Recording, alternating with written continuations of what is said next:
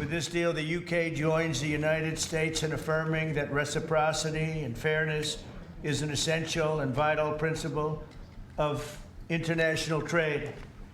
The deal includes billions of dollars of increased market access for American exports, especially in agriculture, dramatically increasing access for American beef, ethanol, and virtually all of the products produced by our great farmers. The UK will reduce or eliminate numerous non-tariff barriers that unfairly discriminated against American products, but this is now turning out, I think, really to be a great deal for both countries, because they'll also be fast-tracking American goods through their customs process, so our exports go to a very, very quick form of approval, and there won't be any red tape.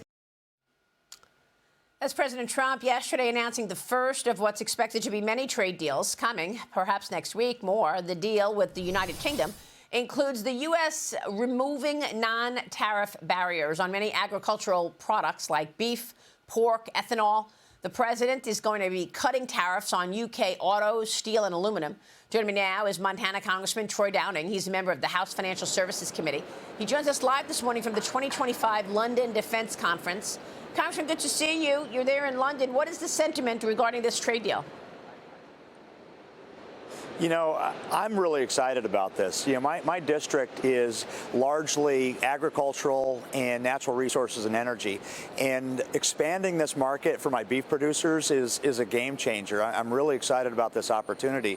And it really shows you everything that the White House has been saying, everything that President Trump has been saying about getting our allies, our trading partners to the table to actually work out fair deals that are good for the United States of America. You know, that's what he set out to do. That's exactly what's happening. And I got to tell you, for my district, for Montana, we're really excited about this. And not just on the agricultural side, but having a friendly partner on the steel and aluminum side.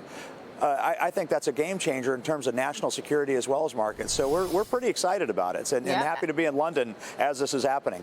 I want to get your take on where you guys are on this reconciliation package, because the Committee for a Responsible Federal Budget says that the Senate's reconciliation plan would actually increase spending by $1.6 trillion.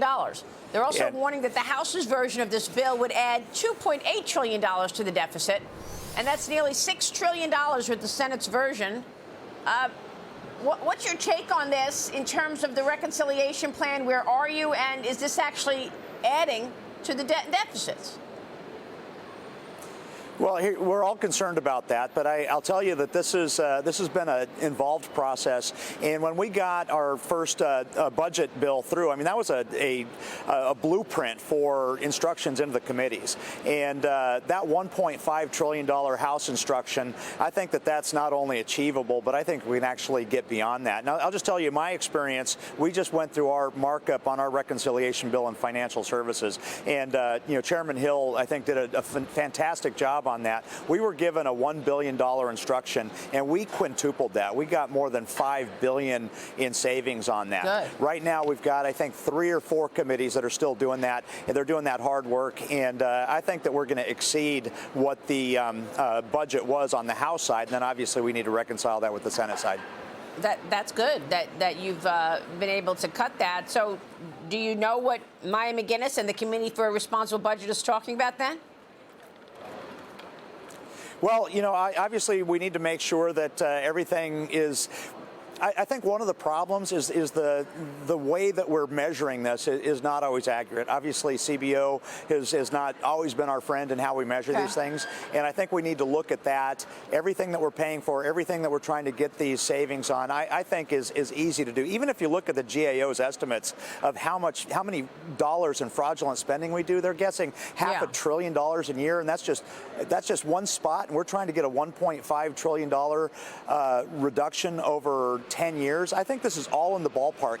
And I think that the president campaigned on this. We ran on this. The people are expecting this. We need to start cutting this fraud, waste, and abuse, and I think we're doing that. Well, the president's trying to find revenue anywhere he can, and now he's reportedly supporting raising taxes on the highest earners to help pay for the low and middle income tax cuts, like the no tax on tips and the no tax on Social Security.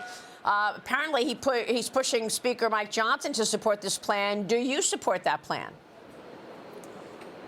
Well, here's the problem is none of us are going to get everything that we want. And we just need to craft the best policy, the best bill that we can. I'm going to tell you, I'm not a fan of raising any taxes. The more that we can avoid that, I think the happier most of us are going to be. But nobody is going to get everything they want. What I think is really important is that we start to get wins on the board, that we start doing what we promised the American people we were going to do. And I think we're on the path to do that. But I do have some reticence of raising any taxes, and we need to figure out how we can deal with that part. I want to get your take on two things. First of all, the Senate stablecoin bill lacked the votes to pass. What's going on with the stablecoin bill? I think what we did in the House and what Chairman Stile did was good policy, and we need to have a framework there.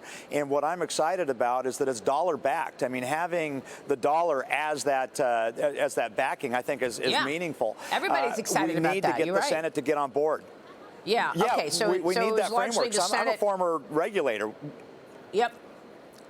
Yeah, we need to get that coordinated with the Senate. And I've been on a plane overnight, coming to London, so I haven't gotten the download on where the Senate got with that. But we need to get that reconciled because we need that framework. Let me get your take on what's going on with some of your colleagues not moving forward to codify President Trump's executive orders. Now, the House is voting to make President Trump's name change for the Gulf of America permanent in a 211 to 206 vote. It now moves to the Senate. It's got to reach that 60-vote threshold to pass, meaning it needs Democrat support. 26 Republicans also, however, yesterday voted against codifying the DOGE foreign aid spending cuts into law. So is the Congress with President Trump or not? I mean, you've got 26 Republicans that voted against codifying the DOGE foreign aid spending cuts. I know that the House is passing, making the name change of the Gulf of America permanent. That's good. We'll see what happens with the Senate. But what's with this foreign aid? You got Senator Lindsey Graham, Barrasso, Boozman, Moran, Capito, Mullen, Cassidy, Murkowski, Collins, Ricketts, Kramer, Rounds, Crapo, Scott, Fisher, Sullivan, Grassley, Thune, Hoven, Tillis, Hyde-Smith, Wicker, Langford, Young, McConnell, and Cornyn. They voted against codifying the DOGE cuts? And you didn't mention Downing in there, but to answer your question, we are behind this, and what we're doing on the House side is we are allocating right now, figuring out who wants to carry which bills to codify these EOs. But a big part of it that people aren't seeing is which one of these are being worked into the reconciliation bill, because some of it does fit into reconciliation and some of it doesn't. So this is actually happening, and I'll tell you, there's a lot of effort and a lot of desire to get these codified, because we need to make sure that these are not changed by a future administration. The voters want us to do that. America wants to do us to do that. The president wants that to happen. And I'm going to tell you, the House wants that to happen. And hopefully we can get the entire Congress behind us. Yeah, it's very important because when companies make investment decisions, they make long-term investment decisions. And they don't want to see changes every 4 years. So, I think people would like to see some unity within the Congress in terms of codifying. Yeah, you are spot on that, because even with the short-term machinations that we might see, businesses need to plan. They need to plan 6, 9, 12, 24 months into the future. They need to understand, what that's going to look like, and they need to do their pro formas and start planning.